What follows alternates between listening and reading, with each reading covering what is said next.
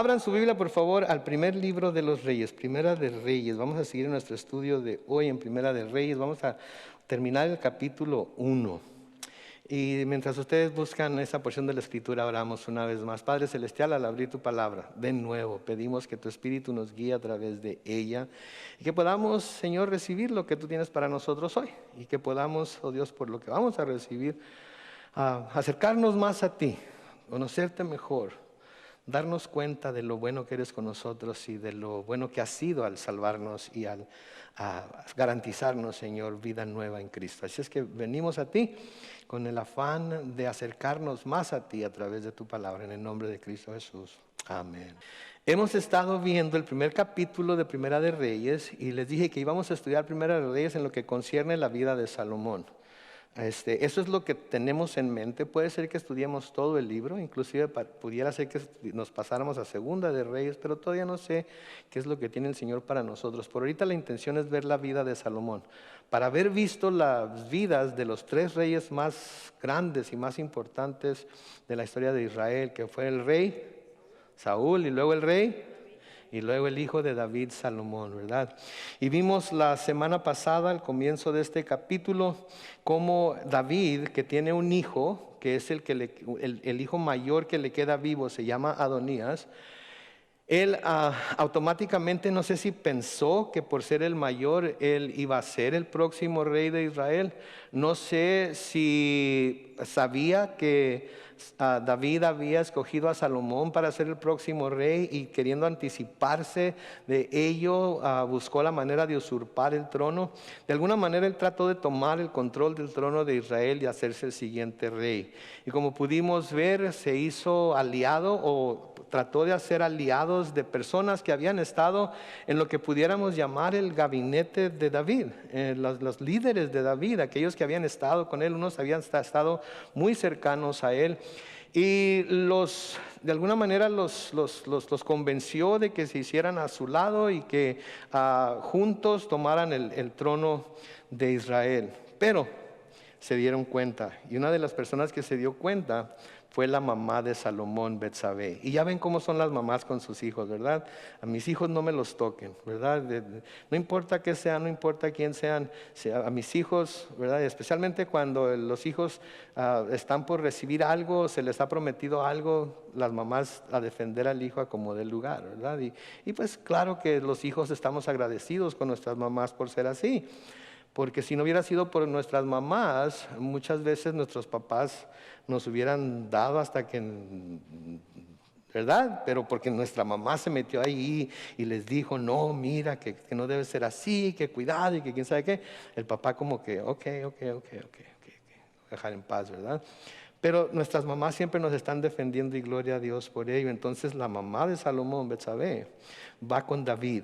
David ya está muy anciano. ¿Se acuerdan ustedes? Leímos al principio del capítulo que David ya estaba muy anciano y va con David y le dice, así es que ya hiciste a Adonías el rey de Israel, pero tú me habías prometido que mi hijo iba a ser el rey de Israel. Y sí, de hecho David sí le había prometido a Betsabé que Salomón, su hijo, iba a ser el rey de Israel, y se da la tarea de llevar a cabo esta promesa, de cumplir con esta promesa. Noten, parece ser, comenzar a leer, hoy vamos a comenzar a leer en el versículo 28, parece ser que Betsabé se retiró después de haber hablado con David y ahora el rey la está llamando de nuevo a que entre en donde él está para seguir con el diálogo que tenían antes. Noten el versículo 28 del primer capítulo. El rey mandó llamar a Betsabé y ella entró y se detuvo ante el rey. Entonces el rey hizo este juramento: juro por el Señor, que me ha librado de toda angustia, que yo te prometí delante del Señor, el Dios de Israel, que tu hijo Salomón reinará después de mí y que él se sentará en mi trono, y hoy cumplo mi promesa. Un par de cosas aquí. Noten que David jura por el Señor, ¿sí? En el libro de Éxodo se les dice a los hijos de Israel que si van a jurar, pueden jurar. En el Antiguo Testamento podían jurar por el nombre de Dios, podían jurar con el nombre de Dios, ¿sí? Conforme va pasando el tiempo se nos dice, y a nosotros en el Nuevo Testamento se nos dice que no debemos de jurar ni por el cielo ni por la tierra, que nuestro sí sea sí y nuestro no sea no, y que más vale que no juremos O prometamos, podemos decirle, a prometer o jurar y no cumplir, ¿verdad? Entonces esto es algo que nosotros debemos de tener en cuenta cuando leemos cosas como estas que vemos en el Antiguo Testamento, porque en el Antiguo Testamento había ciertas cosas que todavía Dios no había completamente desarraigado de en medio de su pueblo, desarraigado de en medio de la cultura de su pueblo. Entonces David reitera lo que antes le había prometido a Betsabé acerca de que Salomón sería rey después de él. Y esto lo había dicho cuando Salomón todavía era un niño. Cuando Salomón todavía era un niño, ya David ya había decidido que Salomón iba a ser el que iba a tomar su lugar en el trono de Israel. Sí, y él ya había decidido que Salomón lo iba a suceder. Sí, que Salomón iba a tomar su lugar cuando él muriera. Sin embargo, aquí David todavía no ha muerto, todavía está vivo. ¿Sí? Entonces David le reitera esta promesa que hizo. Y podemos ver cuando David estaba planeando levantar el templo para el Señor, cuando estaba planeando hacerle una casa al Señor, cuando él miró que él vivía en una casa de cedro y que vivía en una casa muy hermosa y que el Señor todavía estaba viviendo, por así decirlo, en el tabernáculo, en la tienda del tabernáculo que había viajado con los judíos a través del desierto y que todavía era la misma tienda, se sintió mal y decidió que le iba a levantar un templo, una casa más estable al Señor, pero el Señor le dijo: no, tú no puedes levantar una casa para mí porque tus manos están cubiertas de sangre, pero tu hijo lo va a hacer. Tu hijo lo va a hacer. Y en Primera de Crónicas, en el capítulo 22 y el versículo 5, leemos esto. Cuando el Señor le dice esto a Salomón, entonces dijo David: Salomón mi hijo es todavía un niño de tierna edad, pero la casa que debe edificarse al Señor tiene que ser una obra excelente, de gran renombre en todo lugar. Así que voy a prepararle todo lo necesario. Y antes de su muerte David hizo abundantes preparativos. ¿Por qué? Porque David sabía que Salomón iba a llegar a ser el rey, y cuando Salomón llegara a ser el rey, entonces con todos los materiales que David le iba a dejar y con la autoridad que iba a tener para contratar gente y para comprar más materiales, iba a poder construir el templo. El versículo 31 sigue diciendo: Betsabé se arrodilló ante el rey con el rostro hacia el suelo, que era una actitud de suma adoración. El propósito de postrarse de esa manera es para exaltar a la persona delante de la cual se está uno arrodillando y poniendo el rostro en el suelo, exaltarla a lo máximo. Sí, eso es lo que es. Así es como Dios demanda que se le adore, de hecho, que nosotros nos bajemos tanto que Él quede exaltado sobre todas las cosas. Y aquí Betsabé es lo que hace delante del rey David. Entonces puso su rostro hacia el suelo y, haciendo una reverencia, dijo: que su majestad el rey David viva para siempre. Se me antoja muy curioso que en el Antiguo Testamento siempre digan que su majestad el rey viva para siempre, cuando sabían que su majestad el rey, ¿qué? No iba a vivir para siempre, porque tarde o temprano iba a tener que morir, ¿verdad? Pero esa era una manera de desear que el rey supiera, de una manera de apreciar al rey, al grado de que la persona sentía que no quería que el rey muriera nunca, ¿verdad? Nosotros como seres humanos quisiéramos tener relaciones personales con la gente que tenemos relaciones personales ahorita, especialmente con nuestra propia familia, que sean eternas y que nunca haya separación, ¿no es cierto? No quisiéramos tener que separarnos de nuestros padres de una manera o de otra, no quisiéramos tener que separarnos de nuestros hijos, de nuestros cónyuges, pero tarde o temprano, si el Señor nos mantiene aquí en la tierra el suficiente tiempo, ¿saben qué va a pasar? Va a tener que haber una separación. Va a tener que haber una separación. Y nunca se va a poder estar listo para ello. Déjenme decirles, nunca se va a poder estar listo para ello. Y una de las cosas más difíciles cuando hay una separación de esta clase no es tanto el hecho de la separación en sí, sino la forma en que uno extraña a esa persona y sabe que la va a extrañar hasta el día en el que nos reunamos con ellos en el cielo. Entonces no sé cuánto tiempo vaya a pasar, no sé en cuánto tiempo vaya a ser, pero ese hueco, ese sentimiento de saber que ahí está pero no está, es algo tremendo. Se los digo por experiencia, es algo tremendo. Y creo que Betsabé aquí no estaba solamente tratando de llenarle el oído a David con palabras lisonjeras, como se dice, sino que yo creo que ese era verdaderamente el deseo de su corazón, porque David había sido muy buen rey. Versículo 32 sigue diciendo: luego el rey David dijo que vengan aquí el sacerdote Sadoc, el profeta Natán y Benaías, hijo de Joiadá. Y cuando ellos se presentaron ante el rey, este dijo: llévense a mis siervos, monten en mi mula a mi hijo Salomón y llévenlo a Gijón. Los reyes en estos tiempos acostumbraban montar mulas. Sí, muchas veces vemos a los reyes romanos, por ejemplo, en caballos blancos, ¿verdad? Y bien blancos los caballos y bien hermosos los caballos. Los reyes de Israel montaban en mulas. Sí, ese era el símbolo de que eran el rey, montaban en mulas. Y aquí les dice a sus siervos que tomen su mula y monten a su hijo sobre ella y que lo lleven a Gijón. Versículo 34, allí el sacerdote Sadoc y el profeta Natán lo consagrarán como rey de Israel. Tocarán las trompetas y gritarán: viva el rey Salomón. Después de eso ustedes lo escoltarán y cuando él llegue aquí se sentará en mi trono y reinará en mi lugar, porque yo lo he elegido príncipe de Israel y de Judá. Noten por favor que esto lo está haciendo antes de morirse. Antes de que él muera, ya está haciéndolo rey, ya lo está proclamando rey, ya quiere que los sacerdotes y los profetas lo unjan como rey y lo pongan en su trono. ¿Sí? Esto no era lo que sucedía normalmente. Lo que sucedía normalmente era que se esperaban hasta que el rey muriera y luego era la transición. Pero aquí David lo está haciendo mucho antes. Ahora, quiero que sigan la manera de pensar aquí, ¿verdad? David es el rey. David ha decidido que su hijo Salomón es el que va a reinar, pero hay gente que se está oponiendo a que su hijo Salomón reine. Versículo 36, seguimos leyendo. Benaías, hijo de Joiadá, dijo entonces al rey: así será, y que el Señor, el Dios de su majestad, así lo confirme. Que así como el Señor ha estado con su majestad, esté también con Salomón, y que haga prosperar su reinado, noten, aún más que el reinado de su majestad, el rey David. Vamos a ver conforme seguimos nuestro estudio que de hecho Dios prosperó a Salomón mucho más de lo que David jamás se imaginó. Hizo a Salomón el rey más rico del mundo. Hizo a Salomón el rey más sabio del mundo, porque eso fue lo que pidió Salomón cuando el Señor fue y le dijo que qué quería. Salomón pidió sabiduría y el rey, y Dios le va a decir: porque no pediste riquezas, etcétera, etcétera, te voy a dar tanto lo uno como lo otro. Así es que esa debe ser una fórmula para nosotros también, ¿verdad? Queremos que el Señor nos bendiga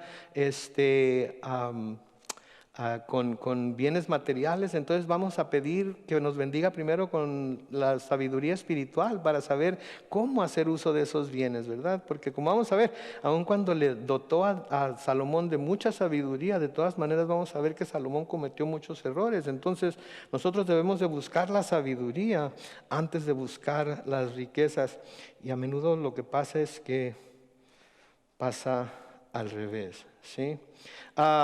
De nuevo el versículo 37, que así como el Señor ha estado con su majestad, esté también con Salomón, y que haga prosperar su reinado aún más de lo que el reinado de su majestad, el rey David. Versículo 38, el sacerdote Sadoc, el profeta Natán, Benaías, hijo de Joiadá, y los cretenses y peleteos fueron por la mula del rey David para que Salomón la montara, y luego partieron rumbo a Gijón. Allí el sacerdote Sadoc tomó del santuario el recipiente con el aceite y ungió a Salomón. Y se tocó entonces la trompeta y todo el pueblo gritó: viva el rey Salomón. Enseguida todo el pueblo lo siguió mientras cantaba alegremente al son de las flautas. Era tal el alborozo que la tierra parecía hundirse por causa del clamor. Esto nos hace recordar lo que pasaba con David cuando volvía de sus batallas. ¿Se acuerdan? Cuando entraba a Jerusalén y cuando todas las doncellas de Israel cantaban. ¿Qué cantaban? Saúl mató a sus miles, pero David a sus 10,000. ¿Y cómo se alegraban cuando volvía David antes de ser rey, de sus victorias y de haber hecho las grandes hazañas que Dios le dio para que hiciera? ¿Verdad? ¿Cuánto se alegraban por ello? Y creo yo también que esto es algo que un ejemplo que nosotros debemos seguir cuando hay gente entre nosotros que hace grandes hazañas para Dios y por Dios. Debemos alegrarnos con ellos, debemos darle gracias a Dios por lo que Dios está haciendo a través de ellos, por cómo están ministrando, ¿sí?, al cuerpo de Cristo y por cómo se están entregando para hacer bendición para los demás. Y especialmente por aquellos que se dan a la tarea de predicar el Evangelio, ¿sí? Hoy estaba platicando con un joven, vive en Los Ángeles, llamó pidiendo que alguien orara por él porque tiene una enfermedad que le causa una fatiga crónica, siempre está cansado, no puede hacer nada. Y dice, yo lo que quiero es estar sano para ir y predicar el Evangelio. Ayer pude salir un par de horas y me encontré con algunas personas y lo primero que hice fue predicar el Evangelio. Y este joven tiene esa enfermedad crónica. Sí saben lo que es una enfermedad crónica, ¿verdad? Es una enfermedad que dura, es todo el tiempo. No hay tiempo cuando no estés de alguna manera sufriendo o sintiendo los efectos de la enfermedad, y se tiene por largo tiempo. Y este joven, su corazón es tan apasionado por predicar el Evangelio a los perdidos, que aún con esas enfermedades que tiene y con esos problemas que tiene, de todas maneras sale a buscar a quien predicarle. Y debemos de gozarnos con personas como esas. Deberíamos de seguir su ejemplo también, ¿verdad? Porque habemos muchas personas que no tenemos esos problemas, que deberíamos de hacer lo que ellos están haciendo, pero por una razón u otra no lo hacemos. Y creo que el mismo espíritu que hay en esas personas debe haber en nosotros de llevar el mensaje del Evangelio a toda persona. Pero de nuevo, noten lo que dice ahí de nuevo el versículo 40, enseguida todo el pueblo lo siguió mientras cantaba alegremente al son de las flautas. Era tal el alborozo que la tierra parecía hundirse por causa de su clamor. Imagínense todo el pueblo que vivía ahí en la ciudad en donde estaba David y en donde estaba Salomón, todos saliendo a marchar o a cantar, a bailar, alegres porque Salomón había sido declarado rey. Y de nuevo, aun cuando el rey David aún no había muerto, la coronación de Salomón todavía no se había llevado a cabo, así, por así decirlo, todavía no lo habían llevado y que en gran ceremonia, pompa y ceremonia la han puesto.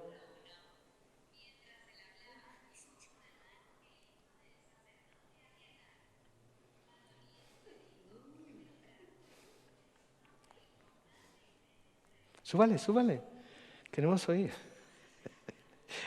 Entonces todavía no pasaba todo esto, y ya el pueblo había oído que Salomón había sido proclamado rey por David, y está alegrándose por lo que ha sucedido, ¿verdad? En Proverbios capítulo 29 y el versículo 2 se nos dice lo siguiente: cuando los justos triunfan, el pueblo se alegra; cuando gobierna el impío, el pueblo gime. ¿Sí? Adonías había querido tomar el trono por la fuerza, ¿sí? El pueblo, no sé si el pueblo se daría cuenta de lo que estaba sucediendo o no. Yo sé que un grupo de personas que Adonías había reclutado para que le ayudara y se uniera a él, sabían y estaban teniendo una gran fiesta, de hecho, mientras todo esto estaba pasando. Pero no sabemos si el pueblo sabía lo que estaba pasando o no. Pero el pueblo sabía de alguna manera que Salomón era el que iba a seguir a David en el trono. Y cuando se da cuenta de que ese es el caso, se regocija. De nuevo, Proverbios 29:2: cuando los justos triunfan, el pueblo se alegra; cuando gobierna el impío, el pueblo gime. Y vaya que es cierto esto, ¿no es cierto? Es cierto esto, lo podemos ver en nuestros tiempos, lo podemos ver en este país, lo podemos ver en nuestro país, lo podemos ver en tantos países de Centro y Sudamérica, ¿sí? En donde hay tanta inestabilidad política, tanta inestabilidad económica. El problema con esto es que cada uno tiene su idea de quién es el justo y quién es el impío, ¿verdad? Cada uno tiene su idea de quién es el justo y de quién es el impío. ¿Sí? Y cada uno se alegra, no cuando el justo triunfa, sino cuando su candidato triunfa, independientemente de cómo sea, ¿verdad? Y se entristece cuando su candidato, también independientemente de cómo sea, pierde, Eso es lo que pasa cuando el hombre está encargado de la situación y el hombre hace lo que quiere hacer. Aquí David era un rey piadoso, David era un rey que le gustaba obedecer a Dios, y porque él le gustaba obedecer a Dios, el pueblo sabía que Salomón era el que debía estar ahí y se alegra por ello. Versículo 41 sigue diciendo ahí: Adonías y sus invitados ya habían terminado de comer cuando les llegó la noticia. ¿Se acuerdan? Estaban en estaban haciendo, comieron comieron corderos engordados y todo lo demás, y estaban teniendo un gran banquete, terminan de comer y les llega la noticia. Y cuando Joab escuchó las trompetas, preguntó: ¿por qué está tan alborotada la ciudad? ¿A qué viene este escándalo? No había terminado de hablar cuando llegó Jonatán, el hijo del sacerdote Abiatar, a verlo. Al verlo, Adonías dijo: adelante, valiente, seguramente me traes buenas nuevas. Aquí noten a Adonías, el que se está proclamando rey, lo que le dice aquí a Jonatán, ¿sí? Cuando lo ve llegar y cuando están escuchando todo el alboroto en la ciudad: adelante, valiente, seguramente me traes buenas noticias. Sí, Adonías creía que todo estaba bien así como lo estaba haciendo. No miraba nada malo con lo que estaba haciendo. Sí, no miraba como que estaba de alguna manera tomando cartas en el asunto a su propio tiempo, en su propia manera, sin haber consultado a Dios y sin saber o sin querer darse cuenta que Salomón iba a ser el próximo rey. Versículo 43 dice: y Jonatán le dijo: la noticia es que nuestro señor el rey David acaba de nombrar rey a Salomón. El rey ordenó al sacerdote Sadoc, el profeta Natán, a Benaías hijo de Joiadá, y a los cretenses y peleteos que montaran a Salomón sobre su propia mula. Y ellos así lo hicieron. Y el sacerdote Sadoc y el profeta Natán lo ungieron con aceite y lo consagraron en Gijón como rey. Luego regresaron a la ciudad y todo el pueblo celebra esto con gran alegría y alboroto. Esa es la causa del estruendo que aquí se escucha. Pero además, Salomón ya se ha sentado en el trono del reino. O sea, que aunque David sigue vivo, Salomón ya ha asumido la posición de rey. Y con la posición de rey asumiría no solamente la responsabilidad, sino ¿qué más? El poder. El poder. ¿Sí? Y el que tiene el poder, ¿verdad? En este caso es el que, es como decía mi papá, el papá de los pollitos, ¿verdad? Él es el que mueve y hace y deshace y no hay quien se le pueda oponer. ¿Sí? Sigue diciendo ahí en el versículo 47. Y los siervos del rey fueron a nuestro señor, el rey David, diciendo: que el Señor conceda al nombre de Salomón más fama que al de su majestad, y que dé a su reinado mayor grandeza que al de su majestad. Y el rey adoró al Señor en su cama. Noten, esto era lo que el pueblo estaba pidiéndole a Dios. Esto era lo que los siervos de David estaban pidiéndole a Dios. Como quien dice, estaban orando por Salomón para que Dios le concediera a Salomón más fama, más gloria que la que le había concedido a David. Y estos hombres sabían que si el pueblo estaba orando por Salomón, si el pueblo estaba clamando a Dios para que Dios hiciera con él más de lo que había hecho con David, era algo serio para ellos, ¿sí? Por eso es tan importante la oración por nuestros líderes. Por eso es tan importante. No le hace que no estemos de acuerdo con ellos a veces. No le hace que no seamos del mismo partido político, que no tengamos la misma manera. Tenemos que orar por ellos. No necesariamente para que sus pólizas políticas prosperen, sino principalmente para que Dios los salve, para que Dios haga cambiar sus corazones en esas cosas que tienen que cambiar, y para que puedan ser justos en sus decisiones y puedan hacer las cosas conforme a la voluntad de Dios. Nadie dice que vamos a orar para que sus pólizas prosperen, no, pero tenemos que orar por ellos, como nos dice Pablo, tenemos que orar por ellos, porque al orar por ellos y al orar para que el Señor los transforme y los cambie, entonces las cosas van a ir bien para toda la ciudadanía, no nada más para aquellos que votaron por ellos. Porque por más que digan, voy a hacer lo bueno no nada más por los que votaron por mí, sino también por los que no votaron. Pero esto es lo que resulta. No. Entonces necesitamos que Dios cambie sus corazones. Dios cambie sus corazones. Y noten lo que dice aquí también acerca del rey David. Que cuando el rey David escuchó esto, ¿sí? El rey adoró al Señor en su cama. Noten a David aquí, noten el corazón de David aquí. Aún en su cama David adoró al Señor por haberle permitido ver que su hijo tomara el trono después de él. Aún en su cama lo adoró. Sí, por eso David es visto como un hombre conforme al corazón de Dios. Porque siempre andaba buscando adorar a Dios, siempre andaba buscando honrar a Dios. ¿La regó? Sí, la regó de vez en cuando y a veces la regó bien feo, ¿verdad? Pero tenía un corazón de adorador. Tenía un corazón de adorador.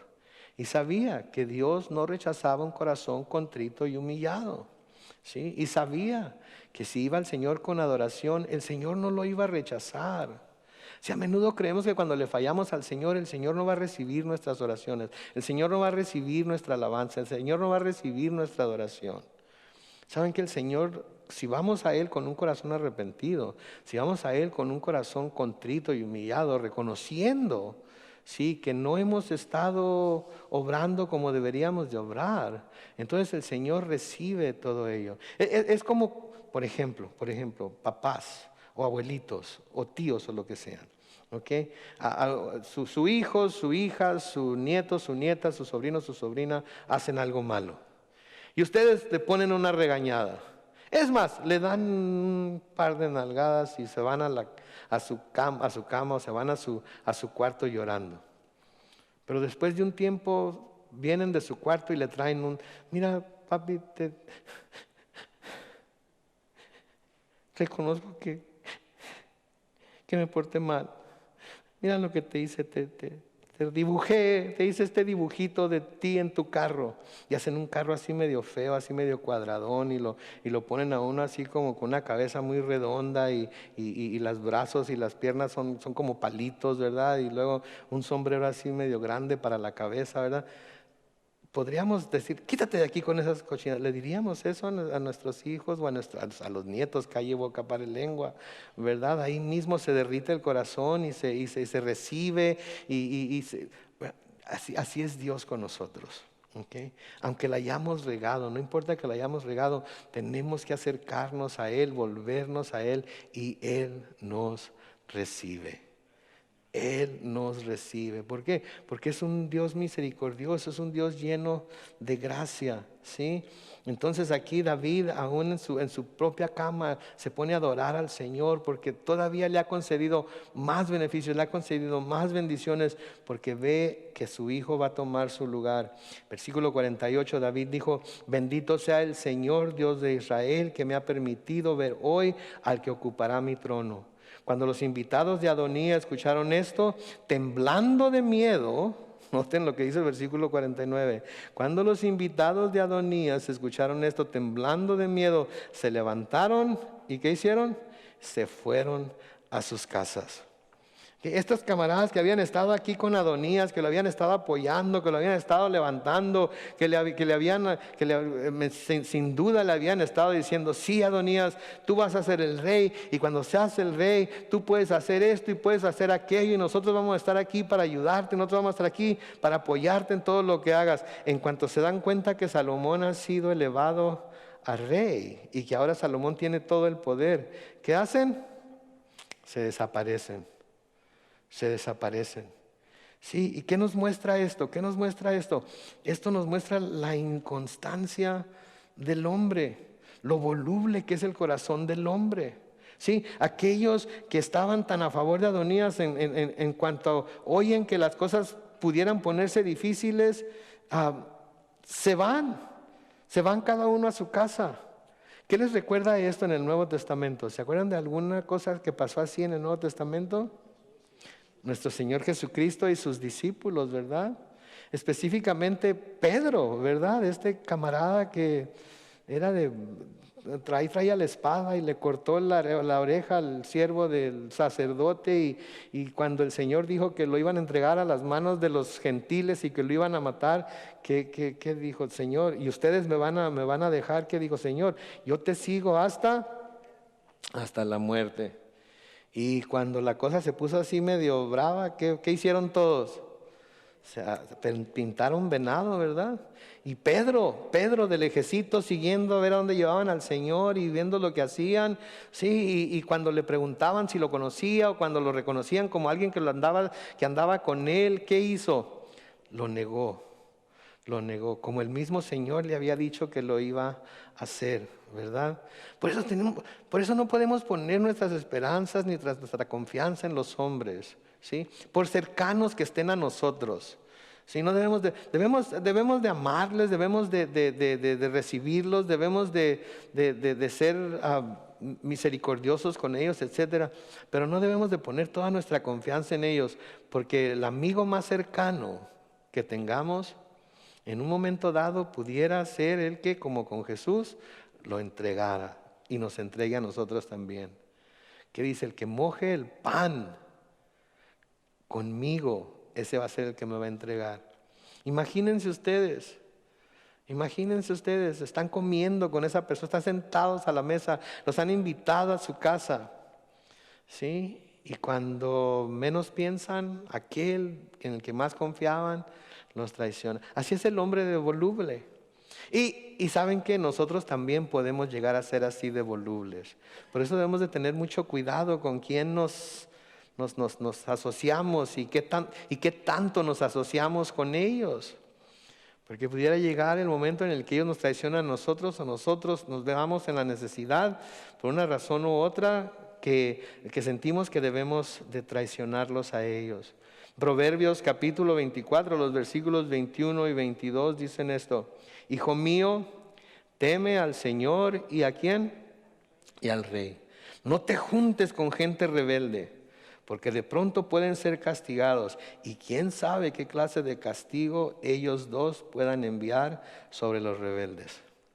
Entonces, cuidado con andar con esa bola revoltosa, cuidado con unirse a que, sí, vamos a tumbar las paredes, vamos a tumbar las barricadas, vamos a meternos hasta el palacio de gobierno, vamos a colgarlos a todos, ¿verdad? Cuidado, porque luego no saben cómo va a reaccionar el rey, no saben cómo va a reaccionar el Señor y por estar yendo en contra de la ley en algo que pensaron que era lo correcto, ahora van a sufrir las consecuencias. Noten el versículo 50. Adonías, lleno de miedo por lo que Salomón pudiera hacer, corrió al santuario y se agarró de los cuernos del altar. Adonías, al escuchar lo que Salomón ya era rey y al escuchar también y pensar en lo que Salomón pudiera hacer, corrió al santuario y se agarró de los cuernos del altar. Ahora, el altar era un cuadro grande, sí, era un cuadro grande, vamos a decir que era como de 2 metros por 2 metros, y en cada esquina tenía como un gancho que parecía un cuerno, ya fuera que era para colgar los utensilios que se usaban en los holocaustos o para colgar los próximos animales que se iban a poner sobre el altar, etcétera, para que se quemaran en el holocausto, se quemaran en el fuego, tenía esos cuernos. Y una de las cosas que Dios había hecho cuando estableció al pueblo de Israel en la tierra prometida, les dijo que iba a establecer ciudades de refugio. ¿Se acuerdan cuando estudiamos en Éxodo acerca de las ciudades de refugio?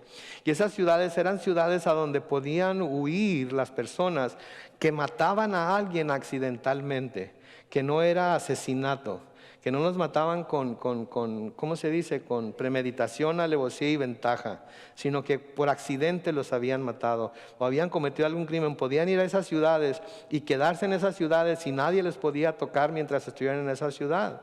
¿Sí? De hecho, en Éxodo capítulo 21, los versículos 12 al 13 nos dice esto: si alguien hiere a otro y le hace morir, también morirá. Pero si no era su intención matarlo, sino que Dios lo puso en sus manos, entonces yo te indicaré el lugar al que podrá huir, ¿sí? Entonces, parece ser que lo que Adonías estaba haciendo aquí era que había corrido al santuario y se había agarrado de los cuernos del altar y estaba diciendo, aquí voy a buscar refugio, aquí voy a buscar santuario, se le llama, ¿sí? Había en tiempos antiguos una costumbre que si alguien huía y se metía en una iglesia, ¿sí? La policía, si lo andaba buscando, andaba detrás de él, no se podía meter a sacarlo.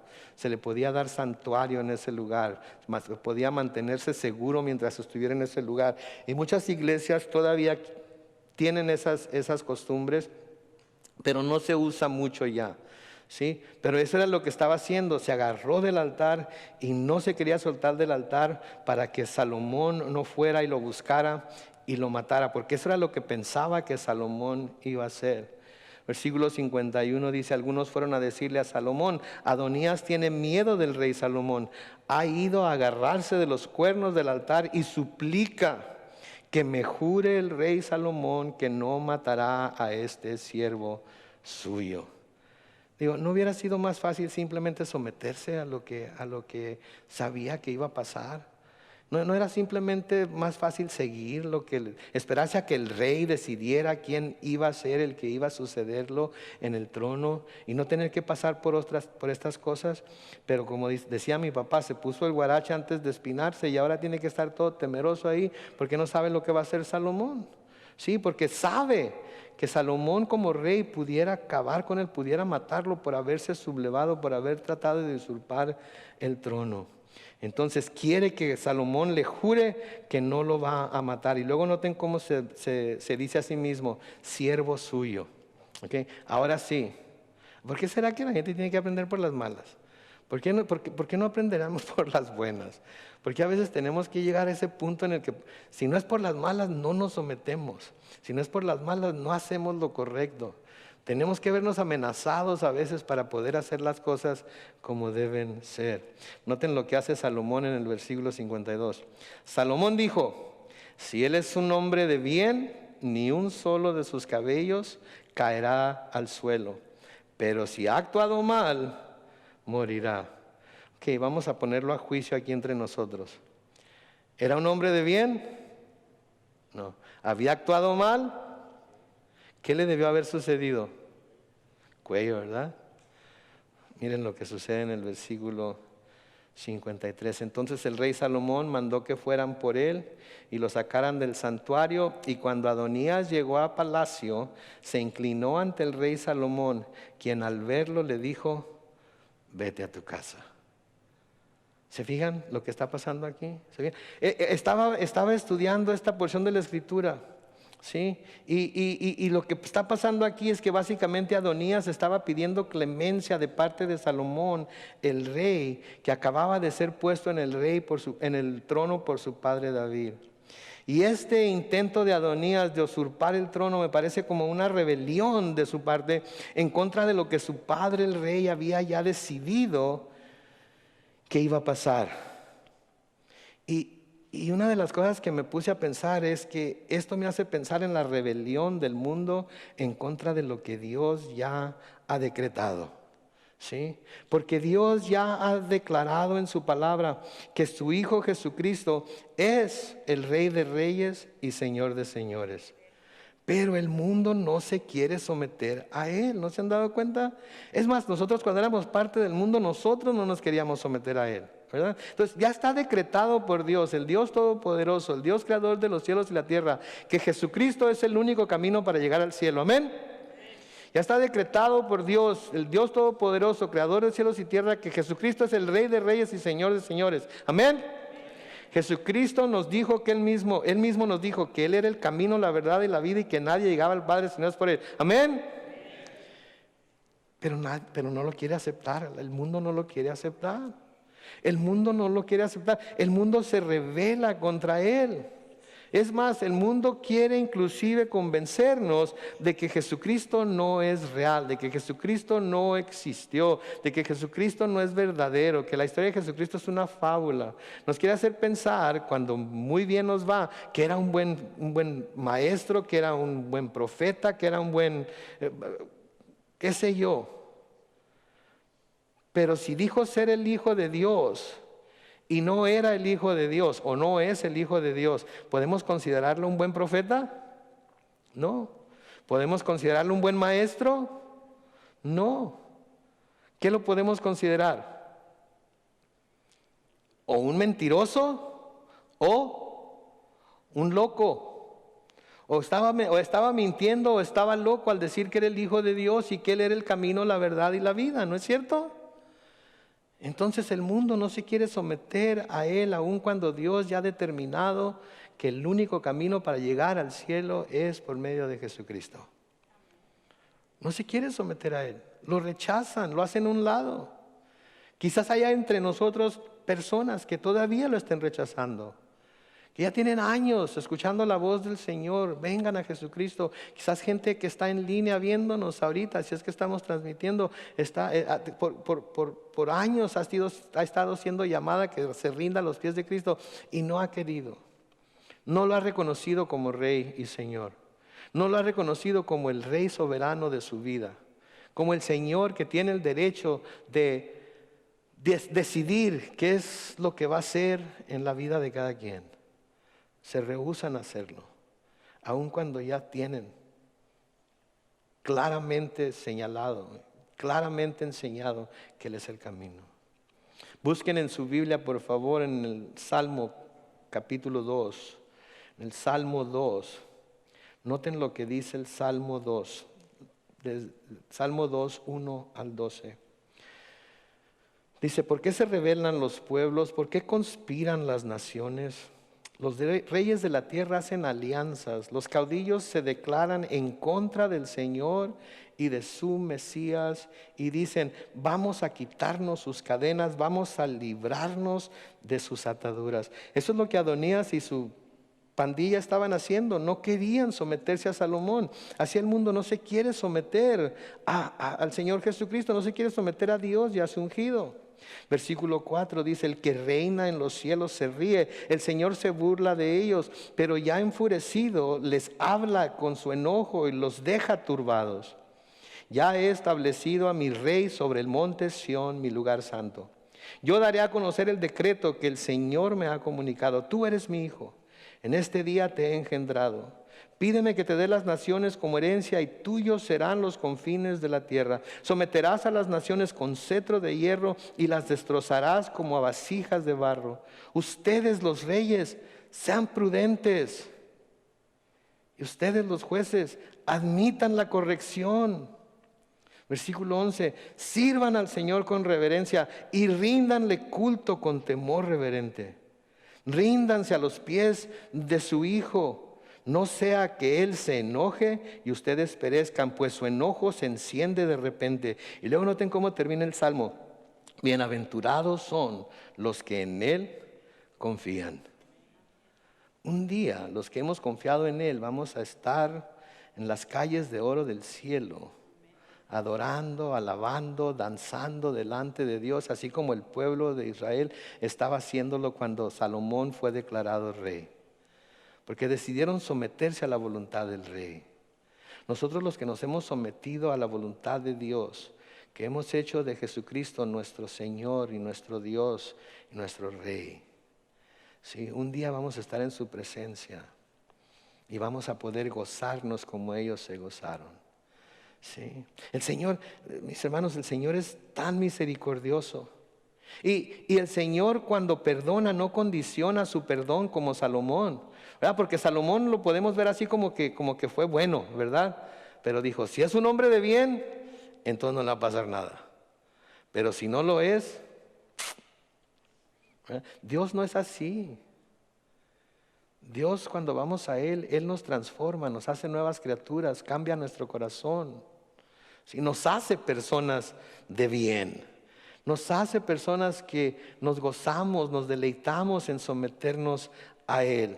Él no nos perdona con condiciones. Él es misericordioso, no condiciona su perdón, no condiciona su compasión, como lo hizo Salomón con Adonías. Sí, el Señor nos llama a que nos pongamos a cuentas con Él. Y quizás este sea un llamado a alguien que está aquí hoy, a alguien que nos está viendo en línea, alguien que nos va a ver en YouTube mañana. Quizás este sea un llamado a alguien de ustedes hoy. Si el mismo llamado que el Señor hizo a su pueblo Israel cuando estaban en pecado por medio del profeta Isaías, en Isaías capítulo 1 y el versículo 18. Dice el Señor, vengan ahora y pongamos las cosas en claro. Si sus pecados son como la grana, se pondrán como blancos como la nieve. Si son rojos como el carmesí, se pondrán como blancos como la lana. Sí, noten, no hay condición. Simplemente vengan. Vamos a platicar, vamos a ponernos a cuentas, vamos a hablar en serio. Yo soy Dios, soy perfecto, soy santo. Tú no. ¿Ok? Confiesa tus pecados, arrepiéntete de ellos y yo los voy a hacer blancos como la nieve, blancos como la lana. No va a haber nada de que se te pueda culpar. Pero ven, vamos a platicar. ¿Sí? Ven, vamos a dialogar tú y yo. La versión, creo yo, en el Nuevo Testamento de esto es lo que nos dice Juan en Primera de Juan 1:7. Juan en Primera de Juan 1:7 nos dice: pero si vivimos en la luz, así como Él está en la luz, tenemos comunión unos con otros, y la sangre de Jesús, su Hijo, ¿qué hace? Nos limpia de todo pecado. ¿Qué quiere decir venir a la luz? Quiere decir que venimos y somos completamente transparentes con Dios. Venimos y le confesamos nuestros pecados tan feos y horrendos como sean. Venimos delante de Él y le decimos: Señor, he pecado de esta manera y de esta manera y de esta manera. Y yo sé que va en contra de tu palabra, yo sé que va en contra de todo lo que tú eres y de todo lo que veo en tu palabra acerca de ti. Pero ¿sabes qué? Perdóname. Quiero venir a la luz para que toda la cochinada que se me ha pegado se vea y tú puedas limpiarme con la sangre de tu Hijo Jesús y hacerme completamente blanco. Pero tenemos que ser honestos con Dios. Tenemos que ser honestos con Dios y, como dice mi mamá, llamar al pan, pan, y al vino, vino. ¿Sí? No andar ahí con que no, que este es un pecadillo así medio chavalito, ¿verdad? Ya todo lo demás ya lo dejé, pero este todavía lo tengo aquí porque de vez en cuando. No. Todo, venid luego y estemos a cuentas, dice el Señor. De nuevo el profeta Isaías, en Isaías 55, versículos 6 y 7, dice: busquen al Señor mientras puede ser hallado. Llámenlo mientras se encuentra cerca. Busquen al Señor mientras. Ahorita todavía el Señor puede ser hallado. Ahorita el Señor todavía está cerca. Ahorita el Señor todavía puede oír. Versículo 7 de Isaías 55 dice: que dejen los impíos su camino y los malvados sus malos pensamientos, que se vuelvan al Señor nuestro Dios. ¿Y qué hará Él? Él tendrá misericordia de ellos, pues Él sabe perdonar. ¿Cómo? Con generosidad. Él sabe perdonar generosamente. Ese pecado nada más merece poquito perdón, ¿ok? Te voy a dar nada más. No, él perdona generosamente. Es espléndido con su perdón. Es espléndido con su gracia. Es espléndido con su misericordia. ¿Sí? Pablo les dice a los corintios en 2 de Corintios capítulo 6 y el versículo 2. Porque Él dice: en el momento oportuno te escuché, en el día de salvación te ayudé. Y luego noten: y este es el momento oportuno, este es el día de salvación. ¿Sí? ¿Saben que este está en un presente perfecto? Mientras el Señor no vuelva por su iglesia o no nos llame a su presencia, este es el día, ¿sí? Este es el momento oportuno y este es el día de salvación. Si alguien necesita salvación, este es el día. No están aquí por coincidencia. Este es el día. Este es el momento.